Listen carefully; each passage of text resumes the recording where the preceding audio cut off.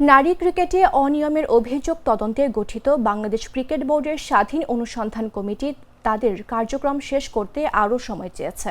রোববার এক সংবাদ বিজ্ঞপ্তিতে বিসিবি জানিয়েছে, জাহানারা আলমের করা আনুষ্ঠানিক অভিযোগের পর কমিটি নির্ধারিত দায়িত্ব অনুযায়ী তদন্ত চালিয়ে যাচ্ছে।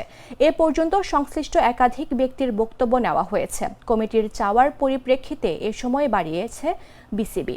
তবে তদন্তকে আরও পূর্ণাঙ্গ, ন্যায়সঙ্গত ও সঠিকভাবে সম্পন্ন করার স্বার্থে অতিরিক্ত কয়েকজনের সঙ্গে কথা বলা এবং আরও তথ্য যাচাইয়ের প্রয়োজন রয়েছে বলে মত দিয়েছে কমিটি।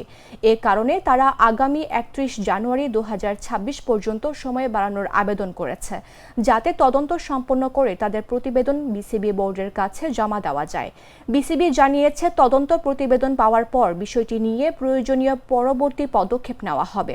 জাহানারার করা যৌন হয়রানির অভিযোগে গেল ৮ নভেম্বর তদন্ত কমিটি গঠন করে বিসিবি। কমিটিকে ১৫ কার্যদিবসের মধ্যে রিপোর্ট জমা দেওয়ার কথা বলা হয়েছিল।